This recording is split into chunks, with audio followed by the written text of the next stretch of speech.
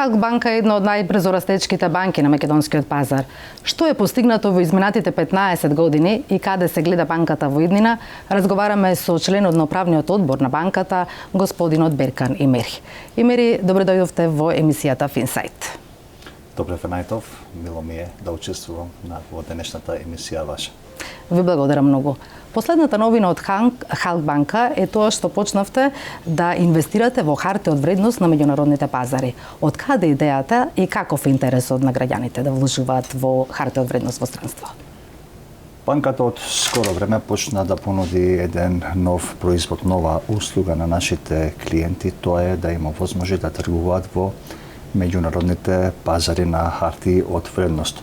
Идејата се појави од самата потреба. Нашите клиенти, дел од нашите клиенти имаат потреба и имаат за цел да вложат во странски харти од вредност и на некој начин да прават некоја диверзификација на нивното портфолио, а следствено на тоа очекуваат и принос.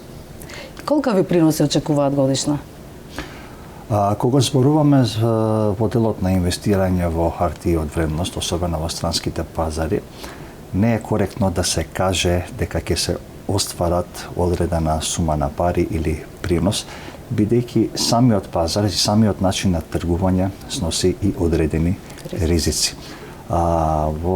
На меѓународните пазари на хартии од вредност се тргуваат со различни типови на хартии од вредност, почнувајќи од акции, па обврзници, дури и во делот на акциите има акции од реномирани компании кои што се сигурни, стабилни, а по принцип каде што ризикот е помал, таму исто така и следствено на тоа и приносот е помал. Исто така постојат и други типови на хартии од вредност кои им нудат на клиентите повисоки приноси, но не треба да заборавиме дека овие хартии од вредност носат и одредени ризици. Не секогаш големи приноси значат и стабилни и долгорочни приноси. Меѓутоа, сепак преносите се подобри отколку парите, односно депозитите, да се чуваат во банка. Предпоставувам, од 5 до 10% некаде може да се очекува или повеќе? Не треба да се споредат депозитите со инвестирањето во хартиите од вредност, од причина што едниот тип на инвестиција, односно повеќе би рекол е штедење, а влогот во хартиите од вредност е инвестиција. Значи, кога нашите клиенти или граѓанинот или фирмите вложуваат или ги депонираат своите средства во депозитни инструменти, нивните средства, иако каматните стапки се пониски, нивните средства се посигурни. Додека на меѓународните пазари последниве движења покажуваат дека може да се остварат и приноси повеќе од 5% до 10%. Но, пак ќе кажам, само по себе по природа не може да се споредат депозитите и инвестирањето во хартиите од вредност. Знаете, каматните стапки кај депозитите се многу пониски од тоа што би можеле да го добијат со инвестирање на меѓународните пазари. Кога може да се очекува пораст на каматите на депозитите?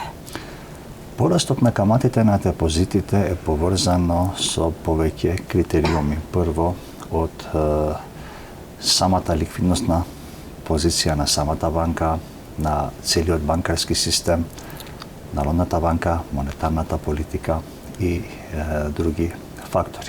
Не можам да кажам сега кога ќе пораснат каматните стапки на депозити, бидејќи тоа е поврзано со одлуката на Народната банка и ред други фактори. Еве, Народната банка вчера зголеми референтната камата. Кога може да се очекува пораст на каматите на кредитите?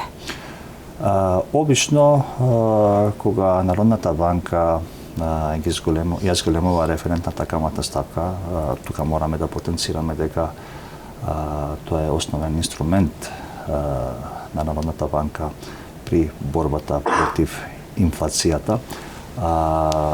Не по дефолт веднаш се рефлектираат и во кредитните производи на банките.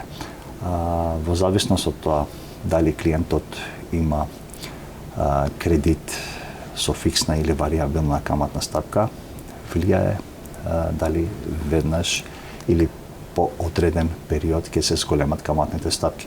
особено за клиентите кои што користат кредитни производи со фиксна каматна стапка, таму нема да има било каков ефект. За клиентите кои што користат кредитни производи со варијабилна каматна стапка, тоа преоценувањето, односно прајсингот на кредитните производи во нашата банка се прави 2 пати годишно, во јануари и месец јули, така да првото зголемување би било во месец јули и доколку има некое идно зголемување, тоа би било во месец јануар. Препознатливи сте на пазарот по најповолните услови за стамбен кредит. Какво е учеството во однос на другите кредити?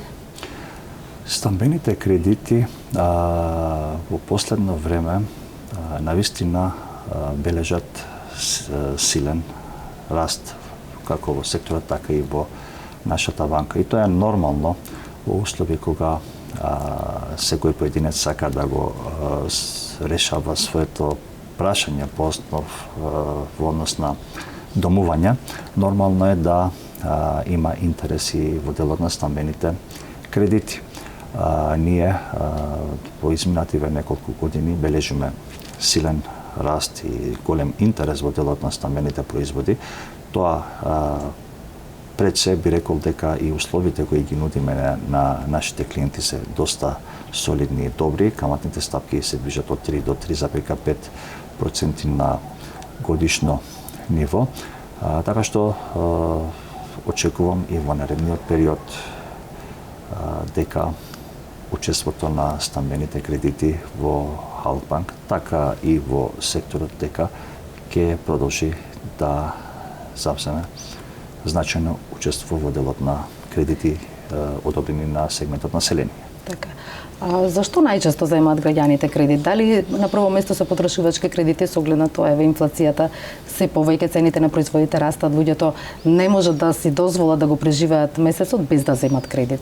Какво е учеството? Потрошувачки, стамбени, автомобилски, дали се уште земаат? Морам да кажам дека во изминативе 2-3 години најголем број на барање да имаме токму во сегментот на стамбените кредити. Тука на второ место се потрошувачките кредити, а во делот на кредити, потрошувачки кредити кои што се ненаменски, имаме и доста голем број на барање од нашите клиенти за рефинансирање, односно структурирање на нивните неколку кредитни производи во различни банки во една банка со цел да имаат пониска рата на кредити и подобар комфорт во нивниот живот. Морам да потенцирам, особено тука важно ќе биде дека во изминативе години, пред 5 или 10 години, кога еден граѓанин ќе аплицираше во банка, основното прашање беше колку може да земам. Сега прашањето се сведува на тоа колку ќе ми биде месечната рата. Значи финансиската писменост во општеството расте и тоа ме радува. Има ли пораз на нефункционалните кредити? Нефункционалните кредити се дел од нашето работење, но доколку се анализира на ниво на држава и регион, ќе видиме и ќе бележиме дека стапката на нефункционални кредити во Македонија е доста ниска. Значи во просек имаме стапка на под 3%, ние NPL процентот на кредити. Банката, можам да зборам за Халкбанк, дека имаме вградено и имплементирано многу модерни и софистицирани модели статистички и модели за управување со ризиците, кои што помагаат во намалувањето на стапката на NPL. Идејата тука е да не дозволиме наш клиент да премине во категорија на сомнителни и спорни побарувања. Преку системите за рана детекција се обидуваме да ги контактираме нашите клиенти, да им понудиме некоја можност за реструктурирање или рефинансирање со цел да не дојде до состојба на NPL портфолио. Халк банка прва ги прифати условите за реализација на унгарскиот кредит.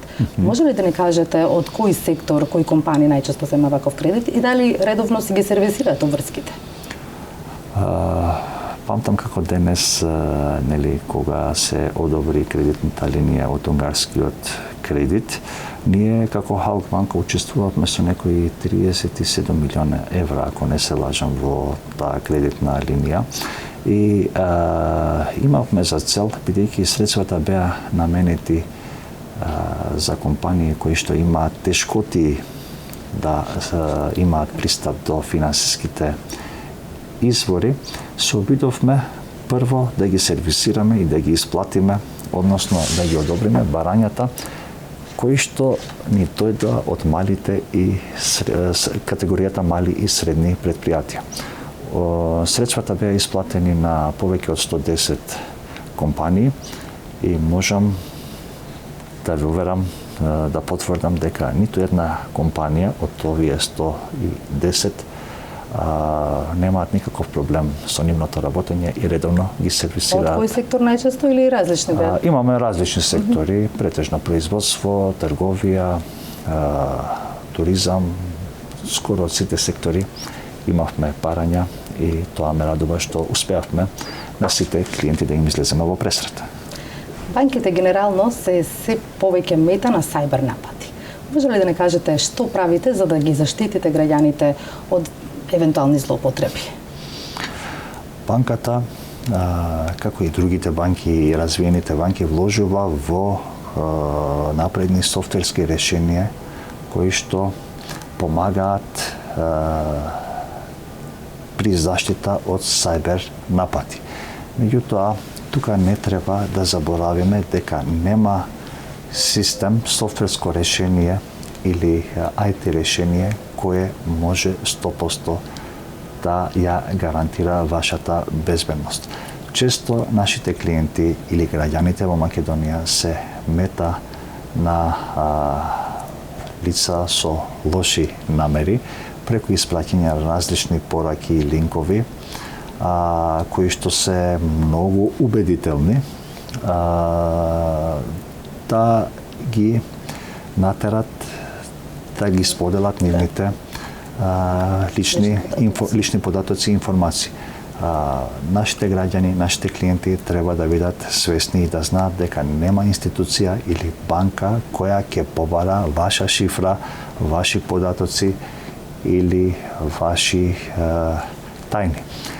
Тука поединецот се припишува една голема задача, голема улога да ги проверат сите мејлови, сите пораки кои што ги добива и да знаат дека нешто што изгледа многу убаво, многу убедително, не мора секогаш да значи дека е точно и правилно. Со дигитализацијата полека се напуштаат тие класични начини на плаќање со картичка. Ќе стане ли во иднина мобилниот телефон нов паричник? Видете, ние сме свесни да живееме во еден период, модерна ера, каде што дигитализацијата се развива многу брзо. Пред 10 години, доколку некој ни кажеше дека ќе може да уплатиме со наш мобилен телефон, ќе се чудевме, нема да верувавме. Меѓутоа, сите работи кои што мислевме дека ќе се случат после некои 50 години, ни се случуваат за многу пократко време.